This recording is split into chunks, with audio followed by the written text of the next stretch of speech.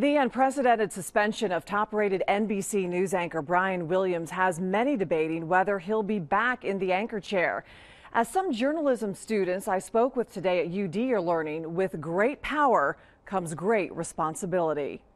Who here has heard about the Brian Williams story? Just about everyone in this UD feature writing class has heard about the Brian Williams debacle and suspension. Maybe he honestly thought, like, in his head he made it such a big deal and it was like scary he could have been hit. I think it was a bad mistake, but I also don't think it was malicious. Instructor Gita Balakrishnan showed a New York Times video of how Williams told and retold the events of his experience in Iraq in 2003. We currently are not under fire. I say again, not under fire. On the ground, we learned the Chinook ahead of us was almost blown out of the sky. Over the years, Williams' account grew more perilous.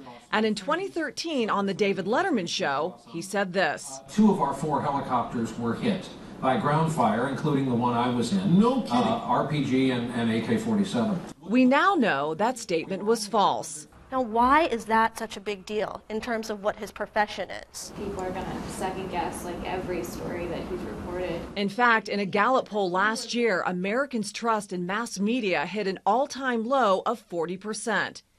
It was a Facebook post that caused the Williams lie to explode. And now with the power of social media, if you're lying, you're going to get caught. Right. And in a way, I think that's kind of a positive aspect. And it is making professionals be more careful, I would think. Here's Brian Williams, makes $10 million a year, been in the business a long time. Why do you think he would do this? Why do you think he would lie? It makes for a more exciting story. I mean, being on the helicopter that did get hit is way more exciting than him being on one that was behind it. Do you think he deserves a second chance? I would say no. I mean, you build all that credibility and to do something it wasn't even like it was a mistake. He was intentionally doing it. I do think he'd be able to work for somebody else, though, because his name is so big. And perhaps the most important takeaway on this experience for these journalism students. Telling the truth, telling things as they are, keeping the story straight. Now, for Williams' part, he is said to be devastated and extremely remorseful. According to reports, however, there are other instances of exaggerations and questions concerning his expense account. NBC's internal investigation is ongoing.